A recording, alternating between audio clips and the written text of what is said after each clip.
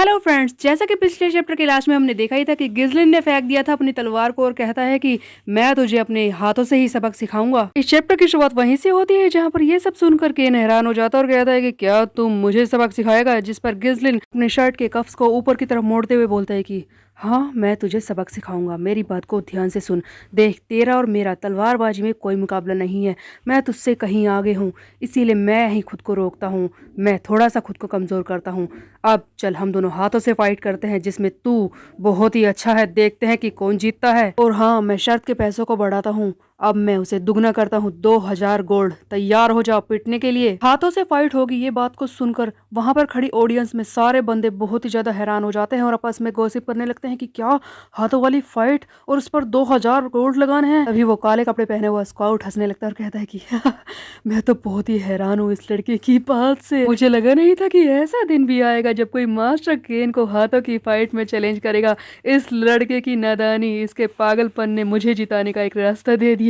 बेवकूफ, आज तो किस्मत भी हमारे साथ है। तब हम देखते हैं कि वो मोटा बंदा जो सट्टा लगवा रहा है वो चिल्लाने लगता है कि आइए आइए बैटिंग कीजिए मास्टर केन और यंग मास्टर गिजलिन पर। दोस्तों, पहले तो सारी भीड़ ने केन पर ही पैसे लगाए थे, लेकिन इस बार हर कोई हैरान है और वो सोच रहा है कि करे क्या। शरीर के हिसाब से तो केन ही ज्यादा ताकतवर लगता है, लेकिन इस बार हैरानी वाली बात तब होती है जब लोग गिजलिन पर भी पैसे लगाने शुरू कर देते हैं और इस तरह से फिर से फाइट शुरू हो जाती है। हम देखते हैं कि केन बोलता है कि बेयर हैंडेड फाइट, वो भी मेरे साथ है। मुझे हंसवा मत, तुझे फाइट करनी है हाथों से तो तू कर, मैं तो अपनी तलवार यूज करूंगा। फिर हम देखते हैं कि ये केन अपनी तलवार को उठा लेता है और पूरे जोर से गिजलिन पर वार करने की तरफ बढ़ता है। तब बेलिंदा चिल्लाती है कि कितना घटिया है ये, तलवार उठा ले इसने। तब इसे देखकर गिजलिन कहता है कि अच्छा ठीक है, अब तो मुझे इसे समझाना पड़ेगा ही। हम देखते हैं कि गिजलिन अपने माना को यूज करता है और पूरी स्पीड में आगे बढ़ता है।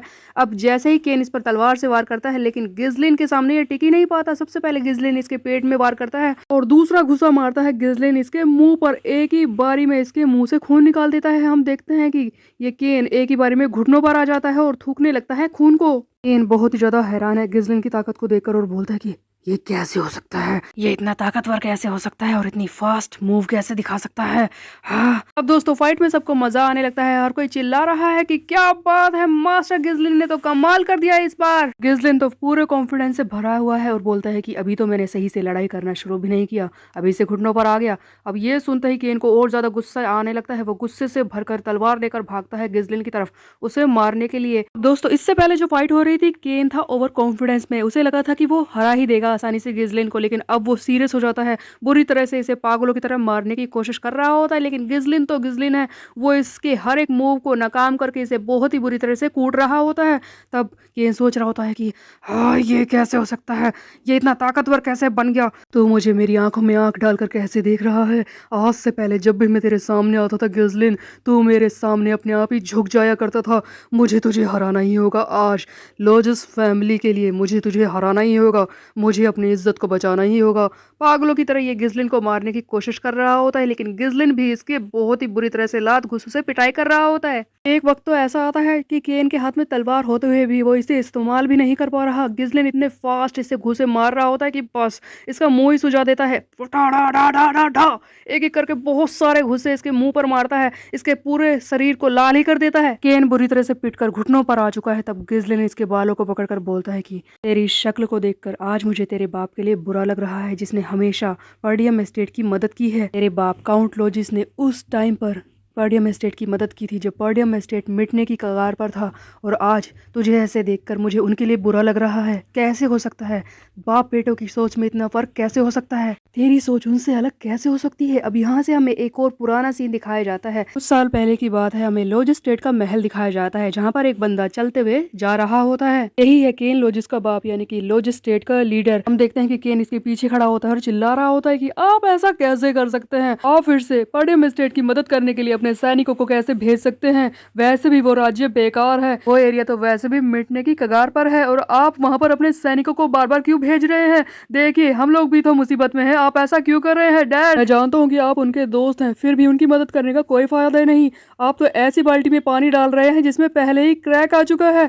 देखिए, आप अभी तो वापस आए हैं, एक हफ्ता भी नहीं हुआ और फिर से जा रहे हैं उनकी लड़ाई में मदद करने के लिए। मत जाइए फादर, हर कोई आपको रोकना चाहता है, बस कह नहीं रहे हैं। तब यहाँ पर केन का बाप बोलता है कि मैं मैं पाडियम की मदद करने जरूर जाऊंगा क्योंकि वो मेरा दोस्त है। तो दोस्तों, इस बैक स्टोरी से पता चलता है कि एक तरफ केन का बाप है जो सिर्फ दोस्ती के लिए पाडियम्स की मदद कर रहा था, और दूसरी तरफ है ये केन जो बिना बात के गिजलिन को मारने के लिए आ गया। अब हम देखते हैं कि बुरी तरह से पीटने के बाद फाइनली केन को रियलाइज होता है कि वो गलती कर रहा है। ये गिजलिन के सामने अपनी हार मान चुका है, कुछ बोल नहीं रहा होता है। इसे लगता है कि गिजलिन इसे बुरी तरह से मारेगा। तभी हम देखते हैं कि गिजलिन का हाथ आगे बढ़ता है। इसे लगता है कि बस अब तो घूसा पड़ा और ये गया, लेकिन गिजलिन इस बार इसे मारता नहीं है, इसकी तरफ हाथ बढ़ाता है और कहता है कि खड़े हो जाओ। ये देख करके इनको शर्म आने लगती है और वो अपनी हार मानते हुए कहता है कि ठीक है गिजलिन, मैं तुम्हारे सामने अपनी हार मानता हूँ। और फाइनली इस तरह से गिजलिन जीत जाता है। हर कोई चिल्लाने लगता है। अब जिन लोगों ने भी गिजलिन के ऊपर पैसे लगाए होते हैं वो तो खुशी के मारे चिल्ला रहे होते हैं। एलिना भी हंस रही होती है कि मैंने तो कहा ही था बड़े भाई जीतेंगे, देखा। सब देखकर वो ब्लैक स्काउट आगे बढ़ता है और कहता है कि तुम अपनी हार कैसे मान सकते हो? केन खड़े हो जाओ, लड़ाई करो। तुम बस थोड़ा सा पिटे और हार मानकर बैठ गए, ऐसा मत करो। देखो मैंने तुम पर विश्वास किया था, मारो इसे।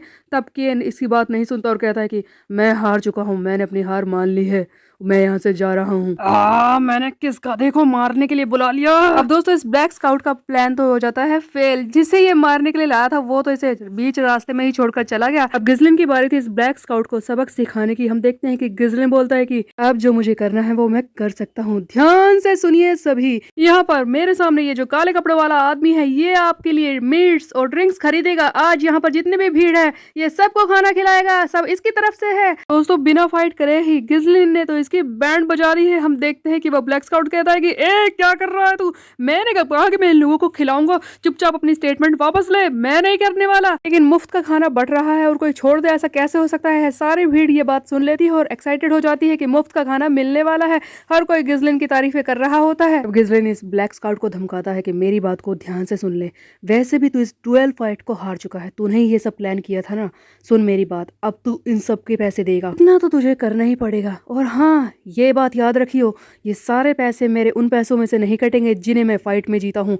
2000 गोल्ड वो भी मुझे चाहिए जो मैं बैट में जीता हूँ, समझा? तब आगे गिजलिन इसके कंधे पर हाथ रखता है और कहता है कि अगर तूने गलती से भी भागने की कोशिश की तो कान खोलकर सुन ले, तुझे अच्छी तरह से पता है कि तेरा क्या हाल होगा। गिजलिन की आंखों का वो गुस्सा देखकर तो इस ब्लैक स्काउट के पसीने छूट जाते हैं। ये डर जाता है और मान जाता है और इस तरह से ये फाइट एंड होती है। अब यहाँ से दोस्तों सीन बदल कर दिखाया जाता है। अब दोस्तों यहाँ से सीन को बदल कर दिखाया जाता है। गिजलिन अपने कमरे में पहुंच चुका है। इसके पास एक छोटा सा ट्रंक टाइप का होता है जिसका ढक्कन ये खोलता है और इसके अंदर भरे होते हैं सोने के सिक्के जिन्हें ये बैट में जीत कर लेकर आया है। इन्हें देखकर गिजलिन बोलता है कि ये तो काफी है, देखा जाए तो मैं इन पैसों से थोड़ी बहुत मर्शनरी को हायर कर सकता हूँ, उससे कुछ तो लड़ाई में मदद मिलेगी, लेकिन इतना भी काफी नहीं होगा क्योंकि जिस हिसाब से मेरे दुश्मन बढ़ रहे हैं वो मेरे खिलाफ ऐसे ही शांत नहीं बैठ जाएंगे और इस हिसाब से मुझे बहुत सारे पैसे चाहिए। तो दोस्तों, गिजलिन इन पैसों से किराए पर गुंडे लाना चाहता है, मतलब कि उन्हें एक सैनिक की तरह इस्तेमाल करना चाहता है अपने लिए। लेकिन परेशानी ये है कि इतने से पैसों से ज्यादा लोग तो आ नहीं पाएंगे, इसीलिए गिजलिन को और पैसे चाहिए कहीं ना कहीं से। तभी हम देखते हैं कि बेलिंदा और अलीना कमरे में आ जाती है। ये दोनों लगातार गिजलिन के पैसों को घूर रही होती है, जिन्हें देखकर गिजलिन कहता है कि क्या हुआ, ऐसे क्यों देख रही हो तुम दोनों, बताओ। तब एलिना बोलती है कि बड़े भाई बस मैं तो ये जानना चाहती हूँ कि आप इतने सारे पैसों का करोगे क्या, आप बताओगे। तब गिजलिन कहता है कि तुम्हें थोड़े से पैसे चाहिए, ठीक है मैं दे देता हूँ। तब एलिना बोलती है कि नहीं नहीं मुझे पैसे नहीं चाहिए, मैं तो बस पूछ रही हूँ कि आप क्या करेंगे। इतने में बेलिंदा बोलती है कि हाँ ये तो साफ ही है कि मास्टर गिजलिन इनका क्या करने वाले हैं। यंग मास्टर के चेहरे पर ही दिखाई दे रहा है कि वो क्या करेंगे। वो खरीदेंगे इससे एक बहुत ही महंगा सा तोहफा। इनके मंगेतर अमेलिया का जन्मदिन पास आ रहा है और मैं जानती हूँ कि इस पैसे से वो उनके लिए बहुत ही महंगा सा तोहफा खरीदेंगे। मैंने सही कहा ना यंग मास्टर? क्या कहा बड़े भाई, सचमुच आपने ये सारे पैसे अपनी मंगेतर के लिए इकट्ठा किए हैं उसकी नजरों में अच्छा बनने के लिए बस? लेकिन इन दोनों की बात को सुनकर गिजलिन को लगता है बहुत ही बड़ा झटका और वो हैरानी से बोलता है कि क्या मेरी कोई फियांसे भी है? तो दोस्तों यहाँ पर गिजलिन को पता चलता है कि उसकी एक फियांसे है, जिसे सुनकर ये बहुत ही ज्यादा हैरान हो जाता है। आखिरकार यहाँ पर किसके बारे में बात हो रही है ये हम देखेंगे नेक्स्ट चैप्टर में। तब तक के लिए मेरे चैनल को सब्सक्राइब करें, बेल का आइकन को दबाएं, फिर मिलते हैं।